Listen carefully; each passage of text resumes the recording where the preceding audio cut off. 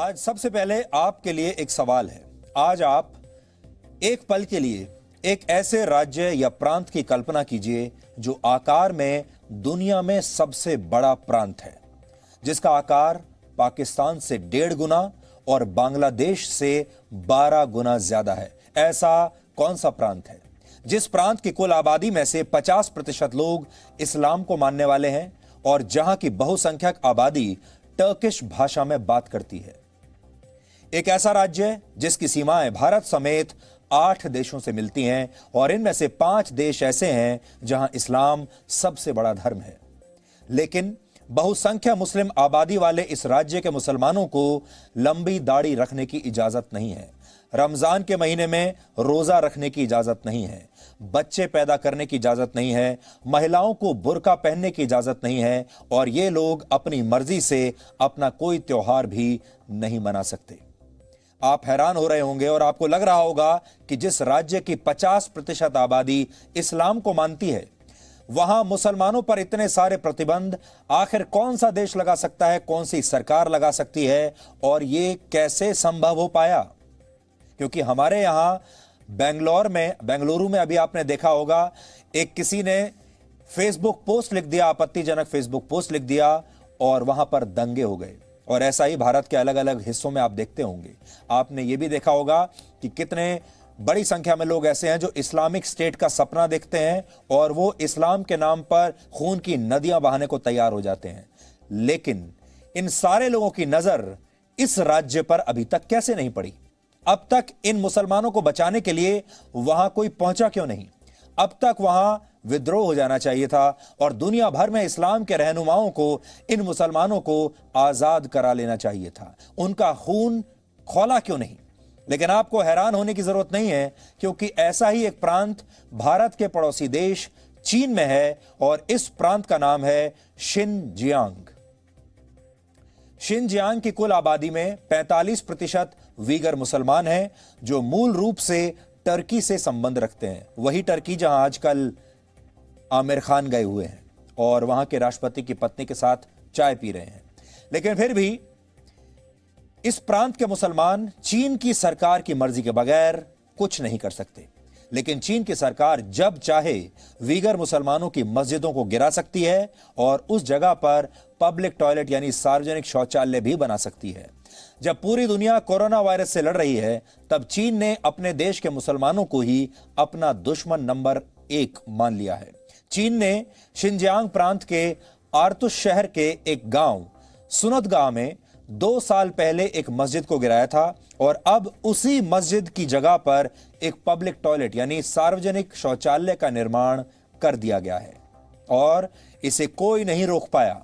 इस गांव में सभी लोगों के घरों में वैसे तो शौचालय बने हुए हैं और यहां पर्यटक भी कभी कभार ही आते हैं। इसलिए स्थानीय लोगों का कहना है कि इस जगह पर असल में पब्लिक टॉयलेट की कोई जरूरत थी ही नहीं और शायद यही वजह है कि चीन ने यहां पब्लिक टॉयलेट तो बना दिया, लेकिन इसे जनता के लिए खोला नहीं है। इसलिए सवाल यही है कि चीन ने एक मस्जिद की जगह शौचालय का निर्माण क्यों किया? चीन क्या बताना चाहता है? इसका सीधा सा जवाब यह है कि चीन की सरकार के निशाने पर शिनजियांग में रहने वाले मुसलमान हैं और अब तक इस प्रांत की 70% मस्जिदों को गिराया जा चुका है और एक मस्जिद की जगह पर टॉयलेट बनाकर चीन ने इन मुसलमानों को एक साफ संदेश देने की कोशिश की है, नीचा दिखाने की कोशिश की है और इन्हें बता दिया है कि अगर चीन में रहना है तो चीन के हिसाब से रहना पड़ेगा।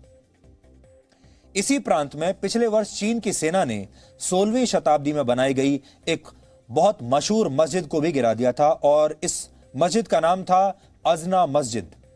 इस मस्जिद की जगह चीन ने वहां पर शराब और सिगरेट की एक दुकान बना दी है।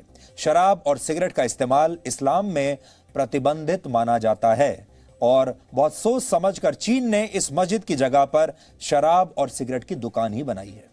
इसी तरह चीन के होटान शहर में गिराई गई एक और मस्जिद की जगह अब एक अंडरवेयर की फैक्ट्री बनाने का प्रयास किया जा रहा है। तस्वीरें हम आपको एक एक करके सारी दिखा रहे हैं। वीगर ह्यूमन राइट्स प्रोजेक्ट की एक रिपोर्ट के मुताबिक पिछले 3 वर्षों में इसी शिनजियांग प्रांत में 10 से 15 हजार मस्जिदों को तोड़ा जा चुका है और कोई कुछ नहीं बिगाड़ पाया।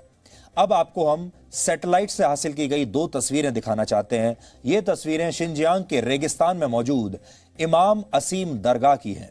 ये दरगाह चीन के मुसलमानों के लिए बहुत पवित्र मानी जाती है। चीन के जो मुसलमान हज के लिए नहीं जा पाते, वो साल में 3 बार इस दरगाह और मस्जिद में आते हैं, क्योंकि ये मुसलमान मानते हैं कि 3 बार इस मस्जिद पर आना 1 बार हज करने के समान है।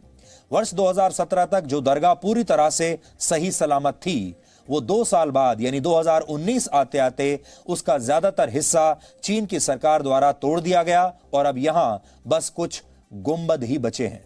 ये सैटेलाइट पिक्चर्स आप देख सकते हैं। 2017 की तस्वीर भी आपको दिखेगी और 2019 की तस्वीर भी आपको दिखेगी।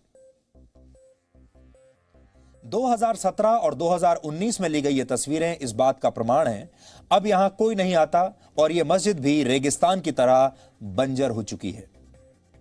चीन इन मस्जिदों को इसलिए गिरा रहा है क्योंकि वो अपने यहां रहने वाले मुसलमानों की असली पहचान को समाप्त करना चाहता है। चीन में करीब 2 करोड़ 20 लाख मुसलमान रहते हैं। आपको अगर ना पता हो तो आप भी नोट कर लीजिए, और क्योंकि जी न्यूज दुनिया के 180 देशों में जाता है तो वो तमाम लोग भी नोट कर सकते हैं। चीन में 2 करोड़ 20 लाख मुसलमान रहते हैं और इनमें से 1 करोड़ 10 लाख वीगर मुसलमान हैं। चीन इन मुसलमानों को अपने हान समाज का हिस्सा बनाना चाहता है। चीन की बहुसंख्यक आबादी खुद को हान वंश का मानती है और चीन इन मुसलमानों को भी हान बनाना चाहता है, यानी उन्हें कन्वर्ट करना चाहता है। यानी चीन इस्लाम का एक चाइनीज संस्करण तैयार करना चाहता है, जिसमें धर्म की बातों की जगह चीन के राष्ट्रपति शी जिनपिंग और उनकी कम्युनिस्ट पार्टी के विचार रखे जाएंगे। उनके विचारों पर चलना होगा। इस्लाम को मानने वाले लोगों को अपने विचारों को बदलना होगा और कम्युनिस्ट पार्टी के विचारों को अपने विचार मानना होगा। और इसके लिए चीन शिनजियांग में बड़े पैमाने पर नरसंहार और अत्याचार कर रहा है। चीन में अब तक 18 लाख वीगर मुसलमानों को जेल में डाला जा चुका है।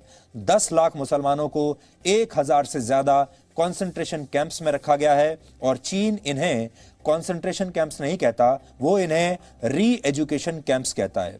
लेकिन सच यह है कि इन कैंप्स में मुसलमानों पर तरह तरह के अत्याचार किए जाते हैं, उनका शारीरिक शोषण होता है, यहां तक कि मुसलमानों को मारकर उनके शरीर के अंगों की तस्करी भी की जाती है।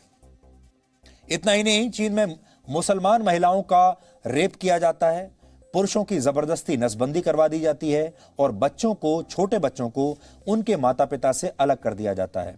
चीन में रहने वाले मुसलमान इस बारे में ज्यादा कुछ नहीं कर सकते, बहुत ही असहाय हैं। लेकिन जो लोग और देश चीन में नहीं हैं, वो इसके खिलाफ आवाज जरूर उठा सकते हैं, लेकिन कोई भी ऐसा करता नहीं। खासकर खुद को इस्लाम का रहनुमा मानने वाले देश इस मामले पर बिल्कुल चुप बैठे हैं।